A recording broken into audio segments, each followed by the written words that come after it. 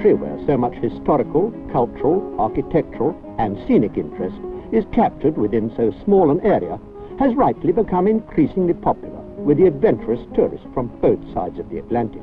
It was from the shores of Portugal that many of the great explorers of history set forth to discover the unknown lands that existed somewhere across the sea. Today, explorers from those lands, who come to discover Portugal, are more likely to arrive in the comfort of TAP's great jets at Lisbon's modern Portela Airport, home of the TAP Intercontinental Fleet.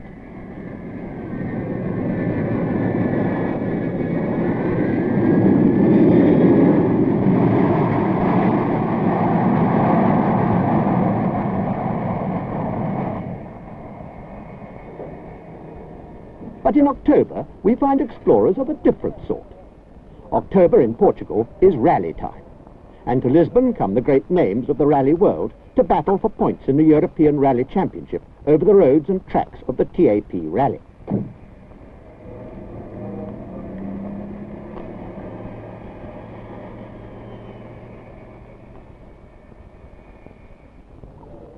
Concentration itineraries commence from all over Europe, as far away as Copenhagen and London. And then from Lisbon, there's a common itinerary of about 2,500 kilometers. And of course, Lisbon is the most popular start point. For the week of the rally, little else is talked of, and the crowds turn out in their thousands to cheer their heroes away on the first stage of the rally to Ophir. Tony Fall in a Datsun, with the Datsun girls to send him on his way.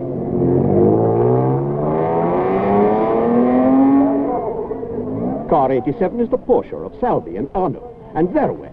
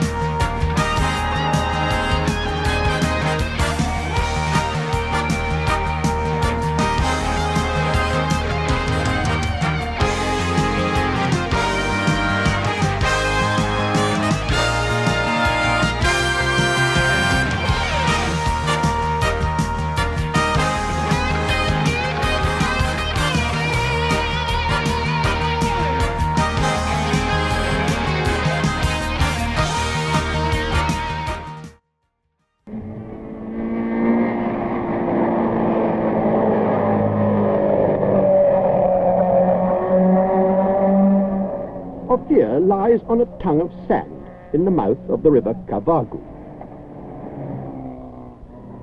Here, beside the restful sea beaches and the river scenery, protected by a pine forest, all starters arrive at the control before a night's rest. And here, the team mechanics get their first chance to check their machinery.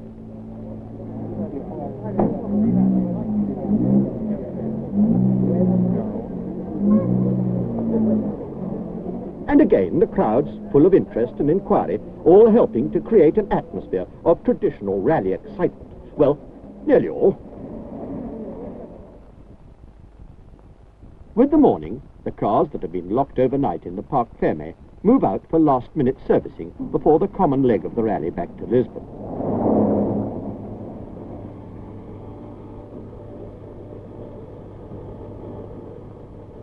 Without such servicing and preparations, no competitor would stand a chance in the tough stages ahead.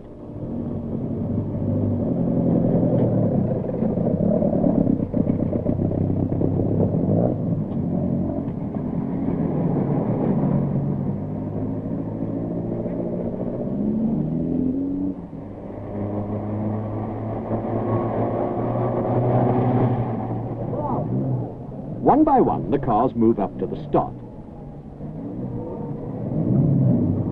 Les Artouges, the clerk of the course, is getting ready there to move off ahead of the rally.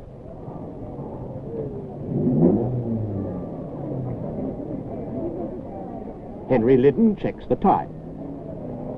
And Chris Sclater is the next cut to the start point.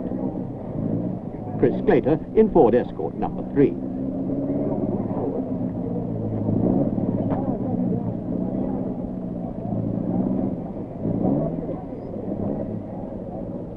A touch of glamour, but well matched by the drivers of Opel 58, Marie-Claude Beaumont and Reed.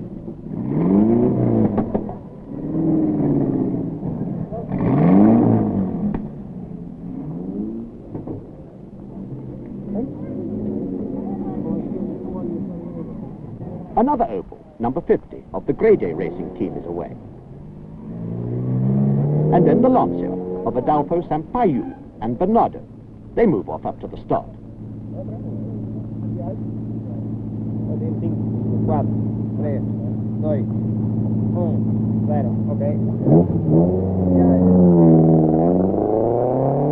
Sunbeam 107 is the Radio Luxembourg entry, and it's driven by Colin Malkin and Phil Short, 2 experienced British rallymen.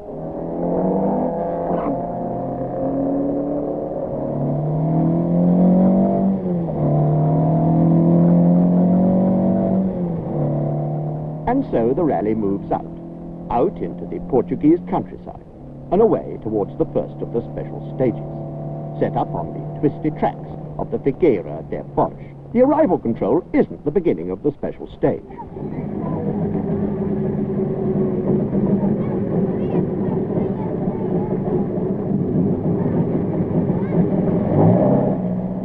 Datsun 102 of the Van Bergens passes through towards the stage and is quickly followed by another Datsun of Janssen and Dieck.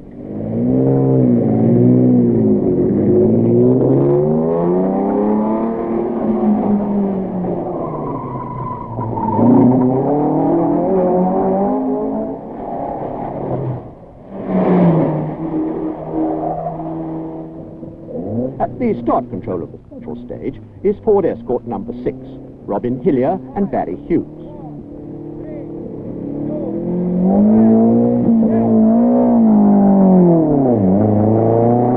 Moving now towards the timekeepers is the Triumph of HD and DA Boss.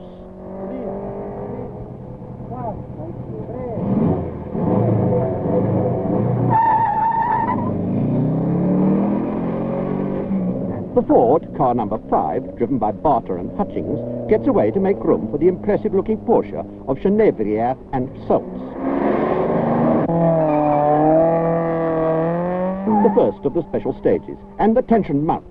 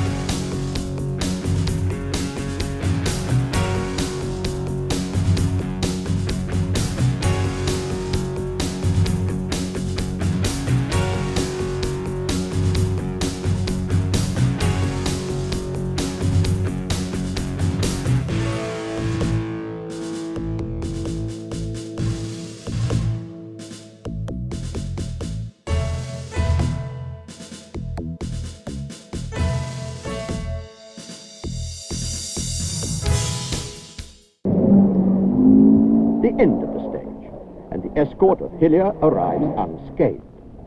They're through and ready to move on to the next road section. Like many rallies, this is a contrast between flat-out motoring and far less demanding terrain.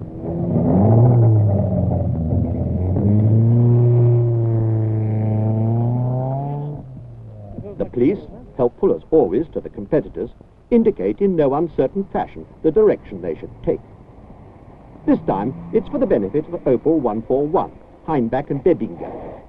They come into the control to the delight of the enthusiastic onlookers, and then onwards towards Lisbon. Back in Lisbon at the Parque Eduardo VII, the crowds and officials are preparing for the arrival of the first cars.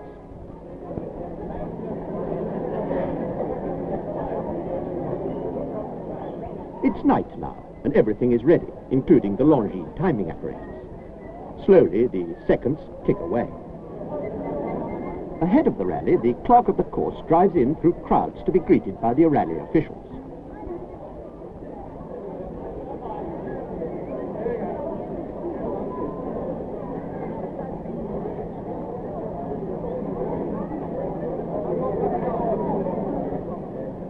Madame Torsch, his wife, is here too. And suddenly, through the crowds, comes the first car in. Car 88 is the Renault Alpine of Nicolas and Todd. To a great welcome, they drive up to the control and get their roadbook stamped to make the end of the first common stage of their rally. Here, there will be another overnight rest period before the start of the next leg tomorrow.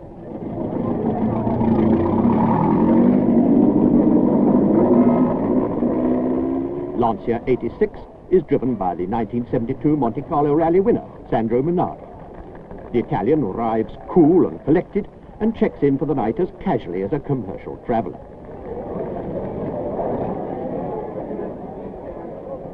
Another popular arrival is the Porsche of the Swede Bo Voldegard and Nystrom.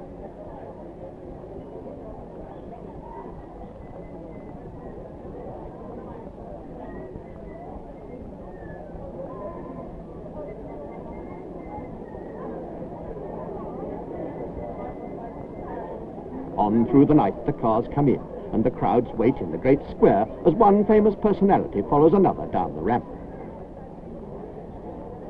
Slightly the worse for wear is the BMW 108, driven by Dino and Melville. Somewhere along the route they've rolled, and they've lost a windscreen. However, the night is warm, and it provides a quick way of handing over the roadbook.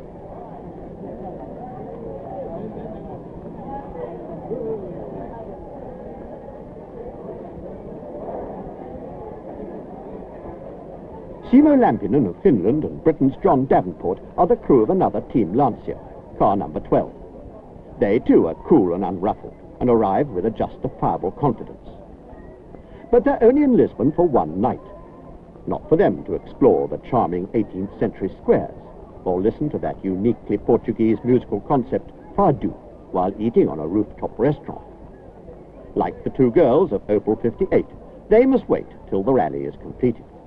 Then marry Cloud, for you perhaps, the lobsters and the Vinu Beard. But not now. He needs a full night's rest before tomorrow's start.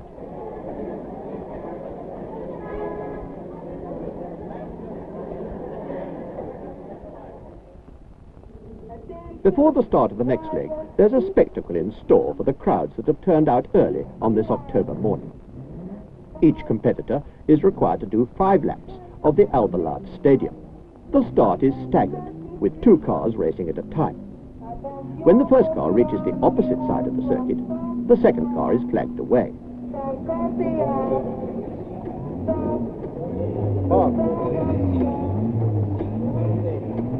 First away is car 87 of Salvi. Foot flat down as they race away, and the crowds are kept well back, high in the stadium, as an added safety precaution. Although these cars are not prepared for track racing, some impressive times are notched up.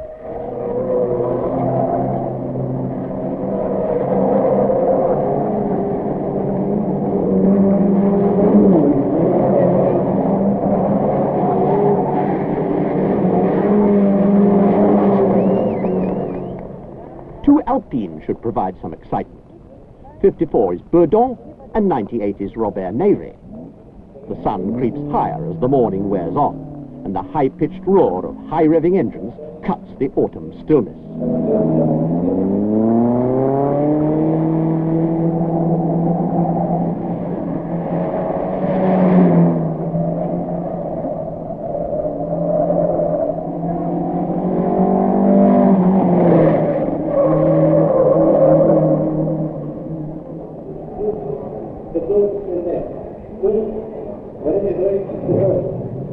Now it's the turn of Rob Janssen, car 30, and 144, the Lancia of Sampaio, lining up for the start.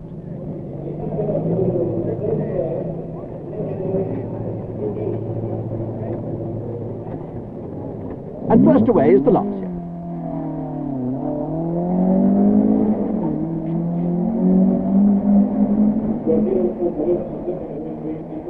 Bang bang, and Janssen is on. The proceedings are carefully studied by a Japanese press photographer.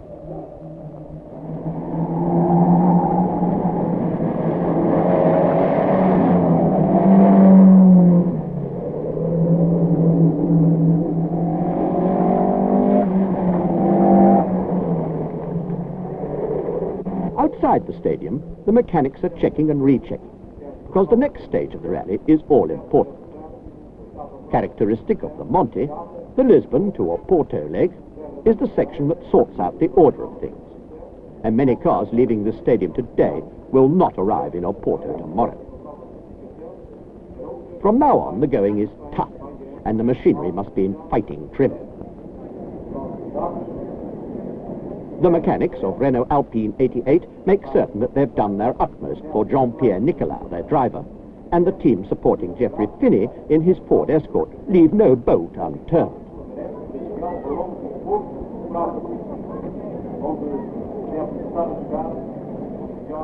A long way from home is the support van of Tony Folkes. His team, too, wrestle to get the car ready in the little time available.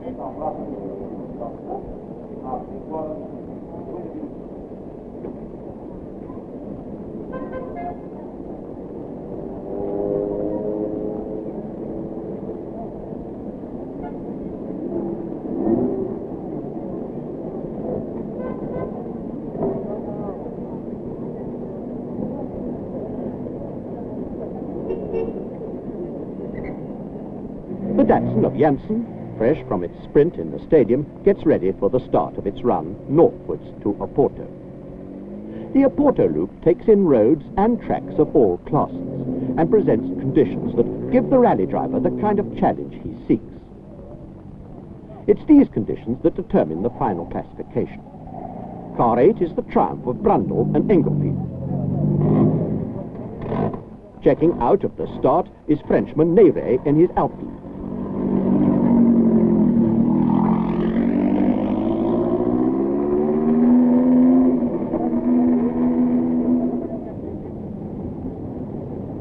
Car 106 is one of the formidable Citroëns.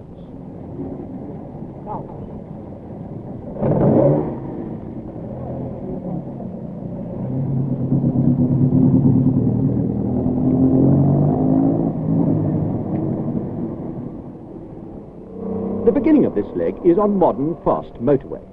Fine roads built for the tourist, not for the rallyman.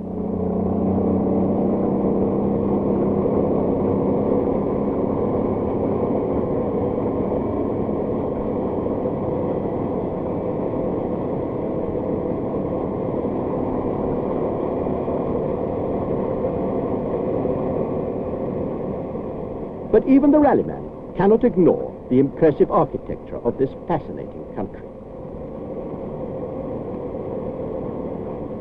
And so, as the sun gives way to autumnal twilight, the rally is well into its serious stages. Tonight will prove the skill of the professional and test the tenacity of the amateur.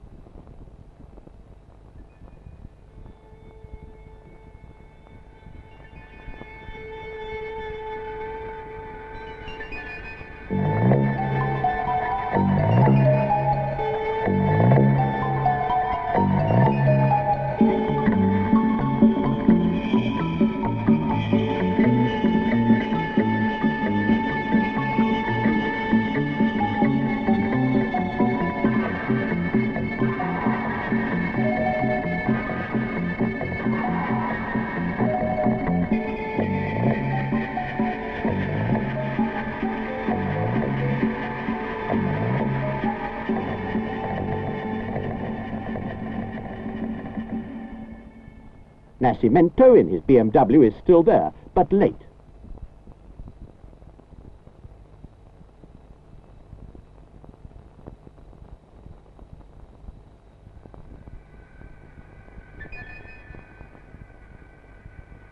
As is the Porsche of Salvi.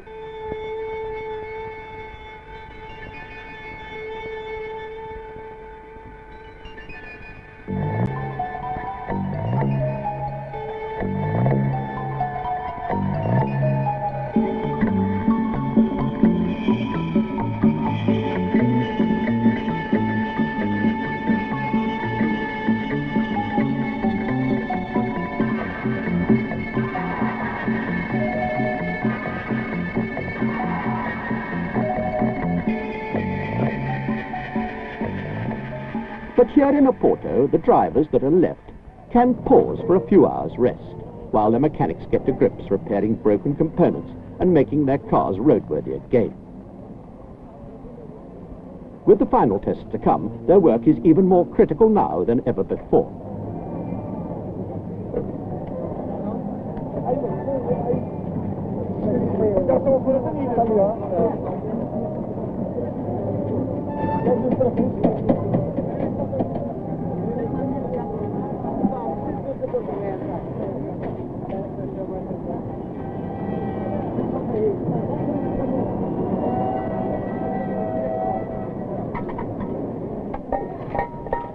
While the mechanics check the Lancia of Simo Lampinen, we managed to get a few words with him and others.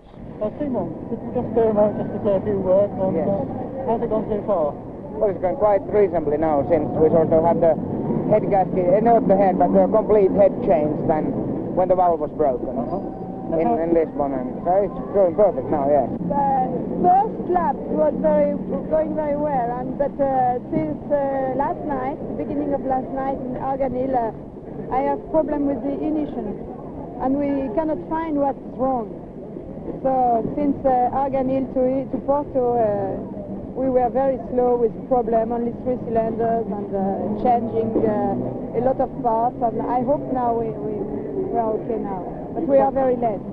Well, we're going reasonably steadily, you know, we're not trying to break any records or anything, but it's been terribly rough and dusty. And,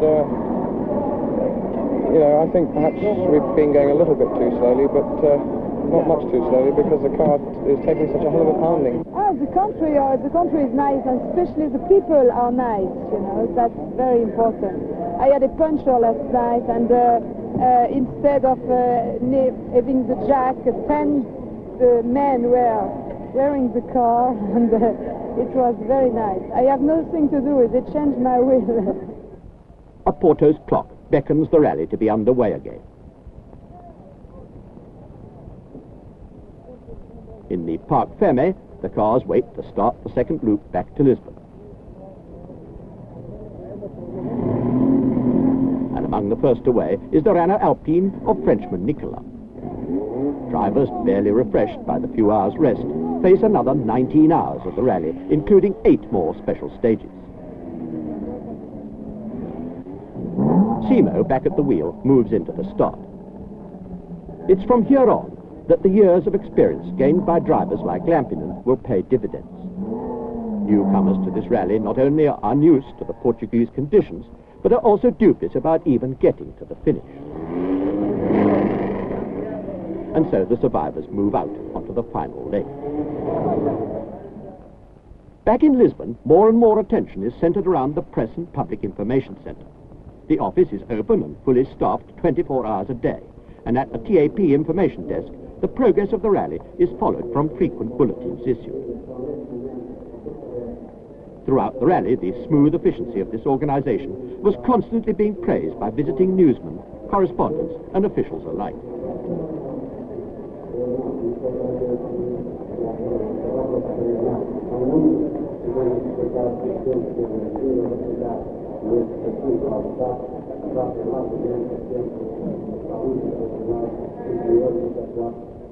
And somewhere out there, the cars battle through a special stage at Obersee.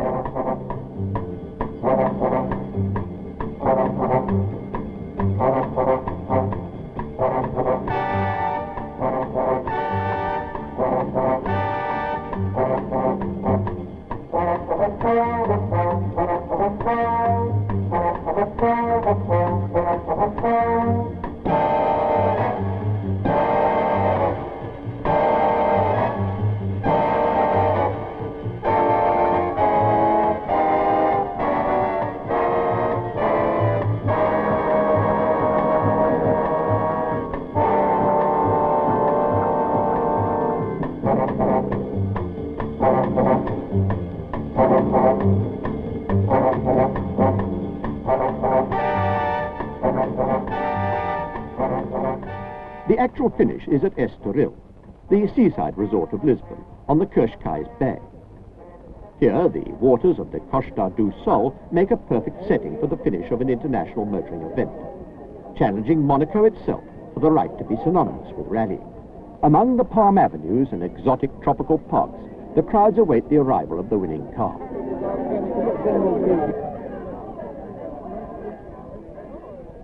On the outskirts of Estoril, a glimpse of the winning Alpine is seen. As it approaches the finish, it is, as anticipated, car number 88.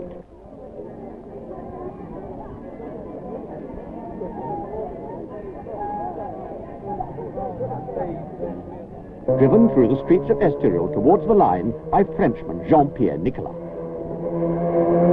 The traditional Portuguese welcome to this driver is deafening as he comes to the finish.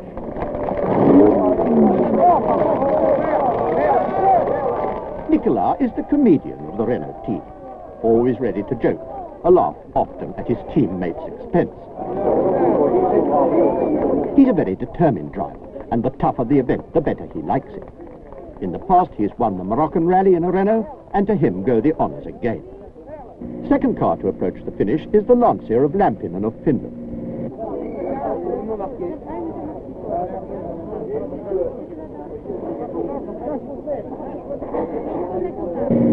A popular and worthy runner-up, Simo has shown tremendous style throughout the event. And so it's all over. The cheering goes on, but the rally is won, and the leaders have gained more points in the European Championship. Our thanks must go to the organisers for the tremendous work they've put in over months of preparation, culminating in this enormously successful event. And even now, for the crowds of Estoril, they have yet another spectacle in store. All drivers qualify for a run at the slalom test, a bonus being given as a sort of consolation prize. Take a look now at the passenger's view of this spectacular driving test.